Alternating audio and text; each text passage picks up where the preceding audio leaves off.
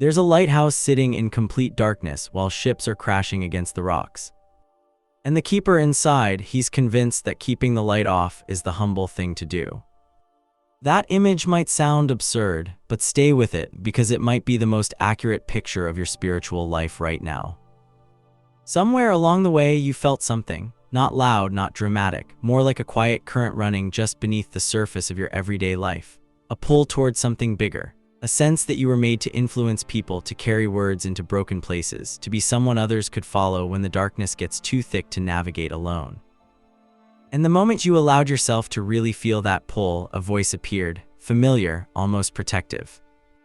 Who are you to think that? You're not ready, too inconsistent, too young, too broken, too much of a mess behind closed doors to stand in front of anyone and call yourself a spiritual leader. So you called it humility, you stepped back, you stayed quiet, you let someone else fill the space. And maybe, without fully realizing it, you've been doing that for years. Here's what almost no one says out loud, the voice you've been mistaking for the spirit keeping you small. Most of the time, it isn't humility. It's fear that learned to dress itself in the language of virtue, and it's been burying your calling one quiet retreat at a time. Before you dismiss that, stay with me, because this is where it gets real. There's a difference between genuine humility and fear wearing a spiritual costume. And if you grew up in a home where love came with conditions, where being seen meant being criticized, where your voice was either dismissed or turned against you, then your nervous system learned a rule before you even had words for it. Stay small, stay invisible. That's how you stay safe. That rule was never wrong. In the environment where it formed, it was survival. But it was never designed to govern your calling. It was built for a specific storm, and somehow it followed you all the way out of it. The problem is that when God begins to stir something in you, when a genuine call to lead, to shepherd, to build starts rising, that old survival rule doesn't retire. It picks up a Bible verse. It borrows the vocabulary of humility. It whispers things about pride and about not drawing attention to yourself. And it becomes almost impossible to argue with because it sounds so holy. Think about Moses, 40 years in a desert after running from who he was. When God appeared in a burning bush and said, "I'm sending you," Moses didn't say, "Finally, I've been waiting." He said, "Who am I? Please send someone else." That sounds like humility. It sounds responsible. Except God didn't respond by saying, "You're right, I'll find someone more qualified." He responded with something closer to, "I didn't ask if you were ready. I told you that I am goes with you." Or Gideon, hiding in a winepress, thrashing wheat in secret, afraid to be caught in the open. And the angel of the Lord comes to him and says, "Mighty warrior." Gideon looked around. He thought there had been a mistake. He was the youngest in his family, from the weakest clan in the smallest tribe of Israel. He had the most comprehensive resume of reasons why it shouldn't be him. But notice what the enemy was using against him: his own story, his wounds, his history of smallness. The very things that made him feel most disqualified were the exact things God had been watching all along. Jeremiah said he was too young. Isaiah said he was too impure. David had blood on his hands before he became a king after God's own heart. And Peter, the man Jesus called a rock, the foundation of the early church, denied knowing him 3 times before he ever led anyone anywhere. None of them felt ready. All of them were chosen before they felt ready. And the calling never waited for the fear to leave. Here's what will rearrange something in you if you let it land. False humility doesn't feel like pride. That's exactly what makes it so convincing.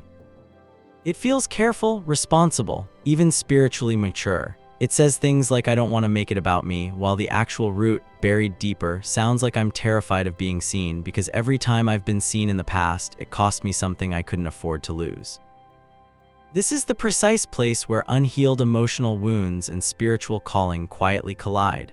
And most people never examine it. They spend years, sometimes entire decades, calling fear by the name of virtue and quietly wondering why their sense of calling never fully takes root.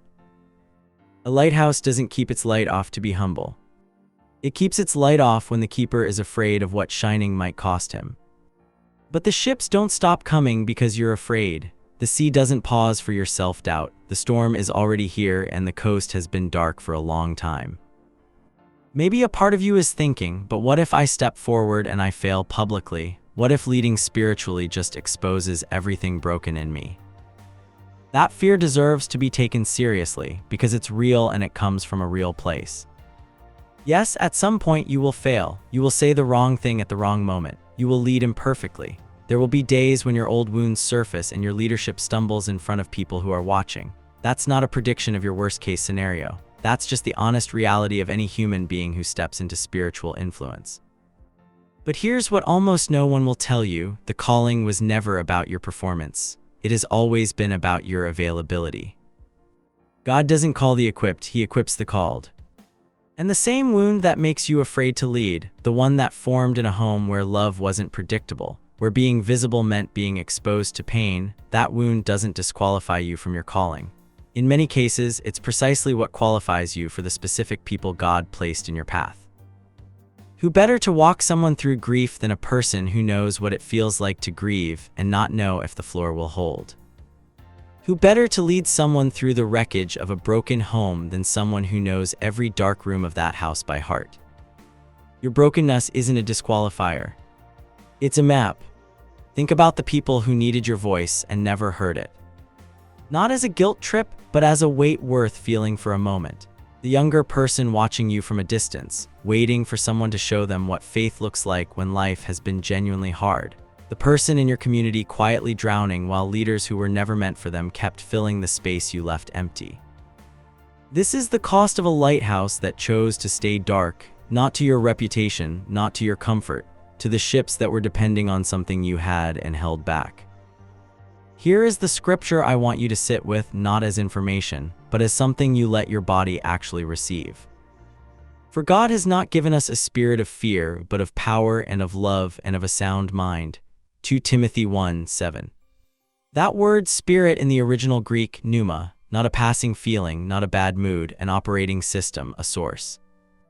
If the voice that has been keeping you from stepping into spiritual leadership carries fear, and that fear has learned to dress itself in the language of humility, of caution, of responsibility, then the honest question you need to sit with is simply this: where did that spirit actually come from? Because the spirit God gives does not shrink you. It doesn't instruct you to hide your calling behind your wounds. It doesn't whisper that the sea would be safer if your light stayed off. Your wounds did not disqualify you from the calling. In many cases, they are the calling. The lighthouse was built in the most dangerous stretch of that coastline, not despite the storm. Because of it. So what does it look like to turn on the light? Not when you feel healed enough, not when you've processed every wound, not when fear finally disappears, because that day has a way of never arriving on its own. Now, with exactly who you are, with the cracks and the questions and the trembling hands and the parts of you that still aren't sure. Stepping into spiritual leadership doesn't begin when you stop being afraid. It begins when you decide that the people God placed in your life matter more than your comfort in the dark. That's not arrogance. That's obedience. The most dangerous lighthouse in the world isn't the one with a cracked lens.